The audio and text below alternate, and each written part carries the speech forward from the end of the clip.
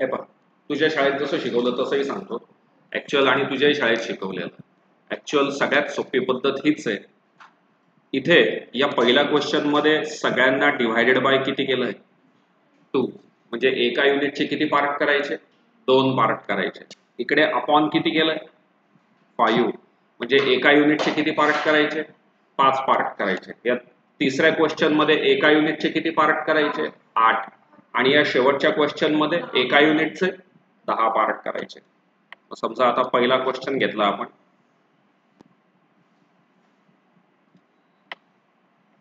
Unit टाकून देऊ.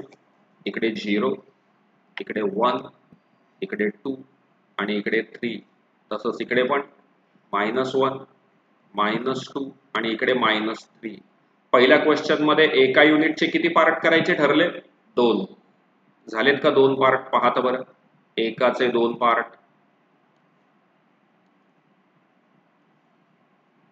झालेत. एकाचे 2 पार्ट. आता इथे किती आहे? 3/2. म्हणजे असे किती पार्ट घ्यायचे? 3 पार्ट घ्यायचे. मग 0 पासून काउंट करायचा. 1 2 3. हा इथे आला पहा. हा आला 3/2. हा किती आहे? 5/2. म्हणजे किती पार्ट घ्यायचे? 5 पार्ट. 0 पासून काउंट करायचं. 0 पासून 1 2 3 4 5. हा इथे किती आला? 5/2. आणि हा किती आहे? -3/2. मग मायनस साईडला 3 पार्ट घ्यायचे. 1 2 3. हा इथे आला -3/2. ही सगळ्यात सोपी पद्धत. कळालं का? कसं? 100%. हा पण एक लक्षात ठेवा, एक्झामला तुमच्या शाळेत जसं शिकवलंय तशीच पद्धत फॉलो करा. तुमच्या शाळेमध्ये जसं शिकवलंय तसं. कारण मार्क्स मी नाही देणार, मार्क्स ते देणार आहेत. बरोबर ना? कन्सेप्ट क्लिअर करून सांगायची जबाबदारी माझी आहे. कन्सेप्ट क्लिअर करून सांगायची जबाबदारी माझी आहे. पण मार्क्स हे शालेय स्तरावरती दिले जातात. त्याच्यामुळे शाळेत जसं शिकवलंय तसंच कराल. आता इथे सेकंड क्वेश्चन मध्ये एका युनिटचे किती पार्ट करायचे आहेत?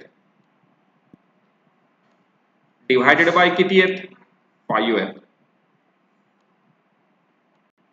डिव्हायडेड बाय 5 आहेत. म्हणजे एका युनिटचे किती पार्ट करायचे आहेत? 5 पार्ट. 1 2 3 4. 1 2 3 4. इकडे पण 1 2 3 4. 1 2 3 4. झाले 5 पार्ट. आता हा पहिला किती आहे? 7/5. म्हणजे असे किती पार्ट घ्यायचे? 7 पार्ट्स घ्यायचे. 0 पासून काउंट करायचं आहे. 1 2 3 4 5 6 7. हा इथे आला 7/5. नंतर पुढे किती आहे? -2/5. मायनसच्या साईडला 2 पार्ट, 1 आणि 2. हा इथे आला -2/5. आणि पुढचा किती आहे? -4/5. 1 2 3 4. हा इथे किती आला? हा आला -4/5. Got the concept? हो का नाही? बरं. Question number 3. बरं, बाकीच्यांना पण रिवाइज झालंय ना हे शिकवल्यासारखं? इकडे 0, इकडे 1, इकडे 2, इकडे -1 आणि इकडे -2. आता इथे अपॉन किती आहे? अपॉन 8. म्हणजे एका युनिटचे किती पार्ट करायचे? 8. किती वेळा डॉट टाकायचे? 7 वेळा. किती वेळा डॉट टाकायचे? 7 वेळा. म्हणजे 1 2 3 4 5 6 7.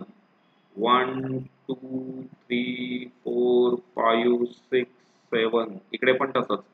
1 2 3 4 5 6 7. 1 2 3 4 5 6 7. आता हे किती पार्ट आहेत? -5 पार्ट आहेत. म्हणजे 0च्या मागे -5. 1 2 3 4 5. हा इथे आला -5/8. आता हा किती आहे? 11/8. म्हणजे असे किती पार्ट घ्यायचे? 11 पार्ट्स. 1 2 3 4 5 6 7 8 9 10 11. हा इथे आला 11/8. नक्की ना? लास्ट क्वेश्चन करू शकाल ना? ओके. क्वेश्चन नंबर 2 ला मी जाईल. आता इथे काय चेक करा? क्वेश्चन नंबर 2 मध्ये मी झूम करून दाखवतो. एका युनिटचे किती पार्ट्स केलेत आधी ते काउंट करा. एका युनिटचे किती पार्ट्स केलेत? एका युनिटचे एका युनिटचे किती पार्ट्स केले? 1 2 3 4 पार्ट झालेत. 1 2 3 4 म्हणजे अपॉन मध्ये किती येईल? 4 येईल का? आता पहिला प्रश्न, which number is indicated by the point B? B इकडे कितव्या नंबरला आहे? बी चेक करूयात. 1 2 3 4 5 6 7 8 9 10 म्हणजे मग हा नंबर किती आला? 10/4 आला. मायनस मध्ये येईल, हुशार. म्हणजे मग हा नंबर किती येणार आहे? हा येईल -10/4. मायनसच्या साईडला आहे म्हणून आला -10/4. ही कन्सेप्ट लक्षात आली? बरं, आजच सकाळी शिकवलंय. हा नंबर कसा रिप्रेझेंट करता येईल? कोण मला सांगेल? हो, पण त्याचा अर्थ काय शिकवला मी? हा काय झाला? 1 + 3/4 म्हणजे असं करे, 4 1 जा 4. शाबास.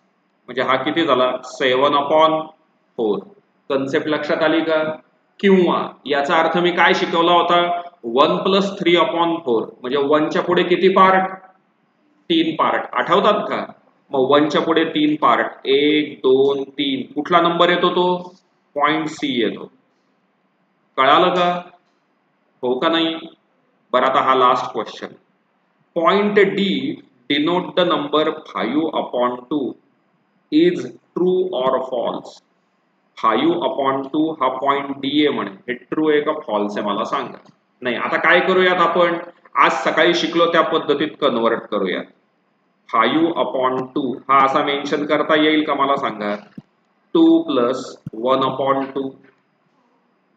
हो का नाही? हो का नाही?